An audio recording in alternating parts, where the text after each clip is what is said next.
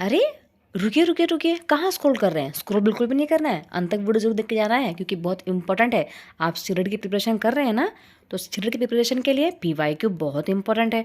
तो बिना वीडियो देखे तो आप जा ही नहीं सकते, तो अंत तक तो आपको जरूर देखना पड़ेगा। तो आज हम डिस्कस करने वाले हैं चाइल्ड डेवलपमेंट पेडागोजी का पेपर 2 सीडीपी पेपर हम डिस्कस करने वाले हैं। तो देखिए फर्स्ट क्वेश्चन क्या है।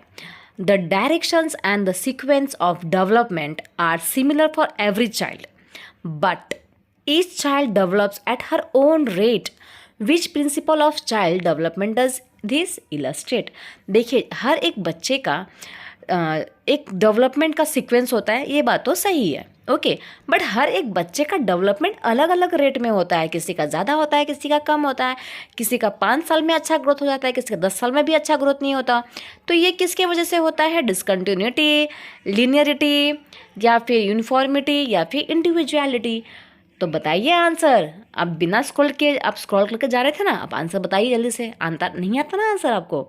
देखिए, so the correct answer is individuality, क्योंकि हर एक बच्चा इंडिविजुअल होता है, अलग होता है। हर एक बच्चे का ग्रोथ डेवलपमेंट का जो लेवल होता है वो भी अलग होता है, इसलिए जो करेक्ट आंसर आएगा वो क्या आएगा? इंडिविजुअलिटी। ओके, चलिए सेकंड वाला देखते हैं। सेकंड क्वेश्चन ये है, असर्शन क्या दिया हुआ है आपको? कथन दिया हुआ है, it is difficult to make generalize claim about children and childhood because there is so much of multiplicity. तो देखिए हिंदी में देखें तो बच्चों और बचपन के बारे में समन्वयीकृत दावा करना कठिन है क्योंकि इसमें बहुत बहुलता विविधता है। एंड रीज़न क्या है ये सब क्यों होता है? क्योंकि childhood is a socio culture contract construct. Okay, तो देखिए सेकंड जो बात बोल रही है ना, वो तो एकदम सही बात है कि जो बचपन एक जो सामाजिक और संस्कृत संकल्पना है, ओके। और ये बात भी पूरी तरीके से क्या है? सही है, क्योंकि हम बच्चे के किसी भी चीज़ के बारे में हम बच्चों को जनरलाइज नहीं कर सकते हैं, राइट। तो both A and R are true and R is the correct explanation of A.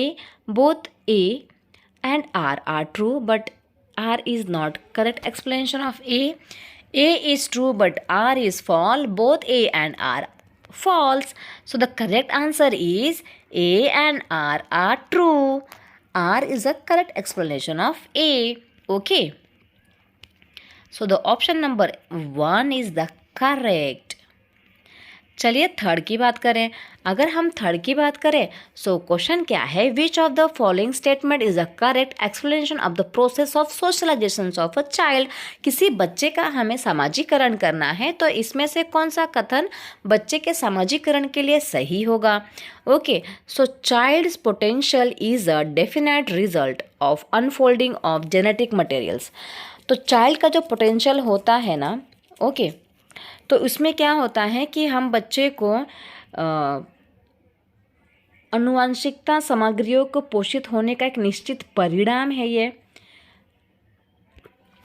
या फिर second one, child can be shaped and modulated completely by social environment. तो चाइल्ड जो है ना, चाइल्ड को हम शेप दे सकते हैं, मॉड्यूल कर दे सकते हैं कंप्लीटली बाय सोशल इन्वायरमेंट।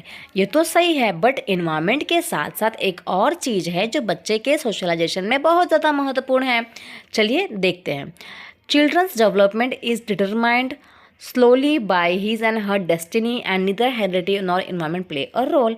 तो हमें बच्चे का जो सामाजिकरण है वो उसके किस्मत के ऊपर छोड़ देना चाहिए और उसमें हेरिडिटी और इन्वायरमेंट बिल्कुल भी रोल प्ले नहीं करती है। तो क्या ये सही है? ये तो बिल्कुल भी गलत है। Children's development is a complex interplay of heredity and environment factor. जो चिल्ड्रन का जो डेवलपमेंट होता है ना, वो टोटली जो कॉम्प्लेक्स तरीके से हेरिडिटी एंड इन्वायरमेंट के ऊपर डिपेंड है। तो सही आंसर क्या आएगा? फोर्थ वन, यस, क्योंकि बच्चा का अगर सामाजिकरण हो रहा है उसमें इन्वायरमेंट अगर इम्पॉर्टेंट है तो उसके साथ साथ हेरिडिटी भी क्या है? इम्पॉर्टेंट है। तो कौन सा स्टेटमेंट सही रहेगा? ये वाला जो है ये एकदम सही रहेगा। अगर ये नहीं होता तो हम इसके साथ जाते क्योंकि ये भी काफ़ी हद तक सही था। ओके, चलिए देखते हैं फोर्थ वाला। Identify the correct chronological order of पियाजे स्टेज ऑफ डेवलपमेंट। तो पियाजे की जो स्टेज डेवलपमेंट की जो स्टेज पियाजे ने बताई है ना, 4 स्टेज बताई है, तो उसको आपको एक सीरीज़ में बताना है। तो बहुत ही ईजी है, बचपन से पढ़ते आ रहे हैं, बचपन से तो नहीं, तभी काफ़ी हमने बीएड में तो पढ़ ही लिया है। तो concrete operational, formal operational, pre operational, sensory motor pre operational, concrete operational, formal operational, या फिर formal operational, concrete operational, pre operational, sensory motor, pre operational, sensory motor, concrete operational, formal operation. तो जैसे कि हम लोग जानते ही हैं कि पियाजे की डेवलपमेंट की जो स्टेज है उसमें सबसे पहले आता है हमारा सेंसरी मोटर, उसके बाद हमारा आता है प्री ऑपरेशनल, कॉन्क्रीट ऑपरेशनल, सबसे लास्ट में आता है फॉर्मल ऑपरेशनल।